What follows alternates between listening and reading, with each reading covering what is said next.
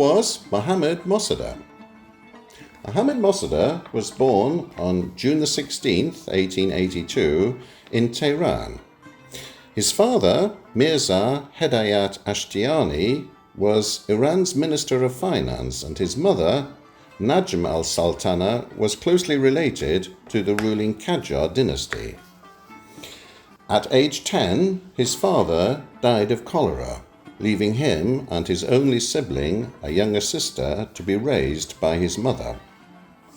He was about 12 when, in recognition of his late father's services to the crown, the monarch, Nasir al-Din Shah, gave him the title of Mosaddegh al-Sultana. Years later, when a national identity card system was introduced in Iran, he chose the surname Mosaddegh for himself, which means true and authentic.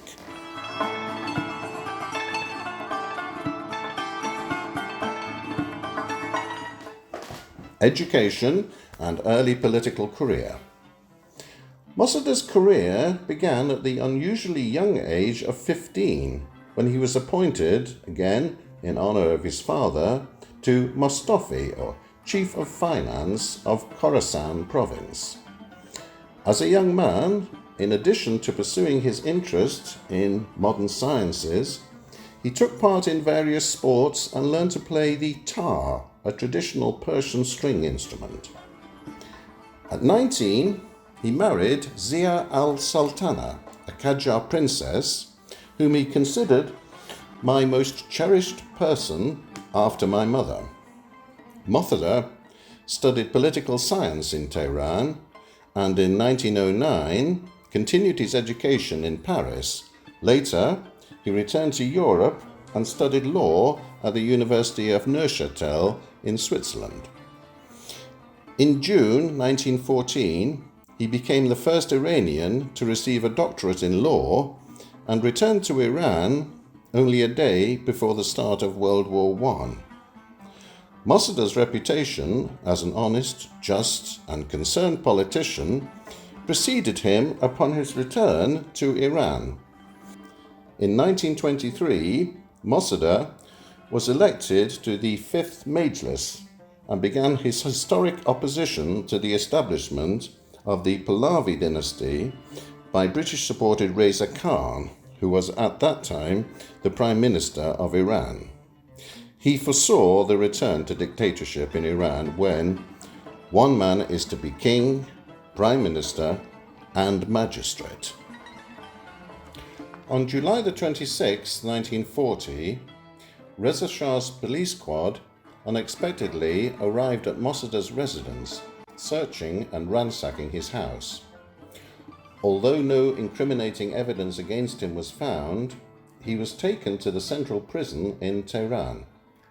Mossaddeghs was interrogated and, without being informed of any charges against him, transferred to a prison citadel in Burjand, a city in northeast Iran. Well aware of the fate of many others who dared to oppose Reza Shah's arbitrary rule, he expected to be killed. Reza Shah released Mossaddeghs from Burjand prison in November 1940, transferring him to Ahmadabad to live there until he dies. A year later, his house arrest ended when the British forced the abdication of Reza Shah, and his 22-year-old son Mohammad Reza ascended the throne. Having returned to political activities, Mossaddeghs was elected with overwhelming support as the Tehran representative to the 14th Majlis. During his tenure in the Majlis, Mossaddeghs passionately fought for Iran's political and economic independence from foreigners, including addressing the unfair oil agreement with the Anglo-Iranian Oil Company, a goal for which he received overwhelmingly popular support.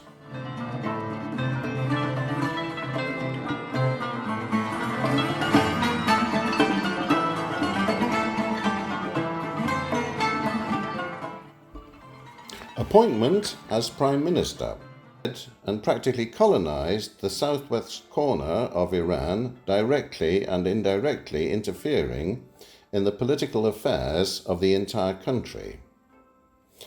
It all came to a head in July 1946 when about 6,000 Iranian oil workers went on strike in the oil city of Algeria. Their clash with government troops resulted in more than 200 dead or wounded workers. Mosaddegh's envisaged an Iran that was independent, free and democratic. He believed no country could be politically independent and free unless it first achieved economic independence. He sought to renegotiate and reach equitable and fair restitution of rights of Iran with the AIOC, but was faced with intransigence by the company. To put an end to 150 years of British political interference, economic exploitation, and plundering of Iran's national resources, Mossadegh engineered the nationalization of the oil industry. Iran's main priority in this action was not revenue. As Mossadegh put it, the moral aspect of oil nationalization is more important than its economic impact. On the eve of the Iranian New Year, on March the 20th, 1951, the National Front Bill for Oil Nationalization received the final approval from the Senate, only a few days after unanimously being approved by the Majlis deputies. A month later, Dr. Mohammad Mossadegh was nominated for the position of Prime Minister, which he won by votes of nearly 90% of the representatives present.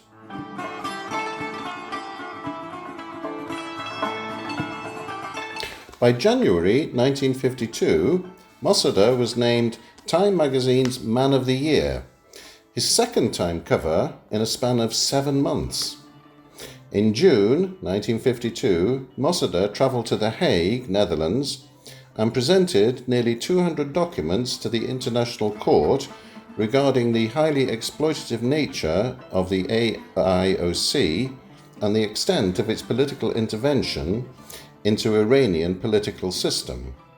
There is no political or moral yardstick by which the court can measure its judgment in the case of nationalization of the oil industry in Iran, he argued, and under no condition will we accept jurisdiction of the court on the subject. We cannot put ourselves in the dangerous situation which might arise out of the court's decision. The verdict was to be announced later, and Mossadegh returned to Tehran, having won the respect of the judges.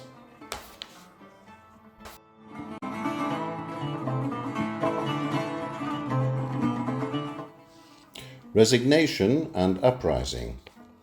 Back in Iran, economic and security conditions were deteriorating rapidly, worsened by increasing subversive activities of foreign powers and their agents. In a July 1952 meeting with the young monarch, Mohammad Reza Shah, who headed the military, Mossadegh requested control of the armed forces but was refused. In response, Mossadegh immediately submitted his resignation as Prime Minister. The following day, the Shah, at the behest of the British and American governments, appointed Ahmad Gavam as Prime Minister. Gavam took a hard line, further angering the people who had come out to the streets in support of Mossadegh. In the largest street protest on July the 20th, 1952, security forces clashed violently with the demonstrators, resulting in hundreds of casualties. The Shah, witnessing the depth of the people's support for Mossadegh, became highly alarmed and changed course. He appointed Mossadegh to the dual role of Prime Minister and Minister of Defence as permitted. On the same day, the International Court at The Hague voted in favour of Iran, holding that it had no jurisdiction in the oil dispute case. Mossadegh was at the height of his power and popularity, hailed as a hero not only in Iran but in the greater Middle East. A plot to depose Mossadegh. On July the 15th, 1953, with the participation of the Shah and their Iranian collaborators, a CIA-drafted plan codenamed Operation Ajax, headed by Kermit Roosevelt Jr., went into action, but it failed to dislodge Mossadegh from power. In the second attempt, on August the 19th, 1953, the violent overthrow of the government was accomplished. Mossadegh escaped capture, but his home was invaded, looted, and burned. The following day, Mossadegh surrendered to the authorities and was imprisoned. During this bloody episode, many hundreds were killed or wounded. Followers of Mossadegh were arrested, imprisoned, tortured, or even murdered. Mossadegh's foreign minister, Dr. Hossein Fatemi, went into hiding, but was captured a few months later. He was beaten, stabbed, and after a show trial, executed by a firing squad. The reign of terror had begun.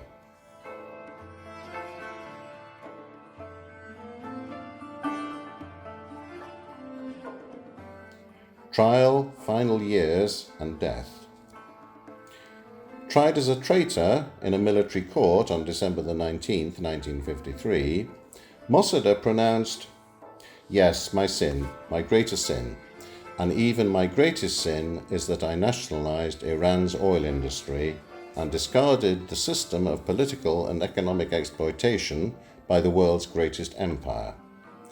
This is the cost to myself, my family, and at the risk of losing my life, my honor, and my property, with God's blessing and the will of the people, I fought this savage and dreadful system of international espionage and colonialism. I am well aware that my fate must serve as an example in the future throughout the Middle East in breaking the chains of slavery and servitude to colonial interests." Mossadegh was convicted of treason. He was placed in solitary confinement for 3 years, followed by house arrest for the remainder of his life in his ancestral village of Ahmadabad. On March the 5th, 1967, Mohammad Mossadegh died at the age of 84, 1 year and 10 months after the passing of his beloved wife,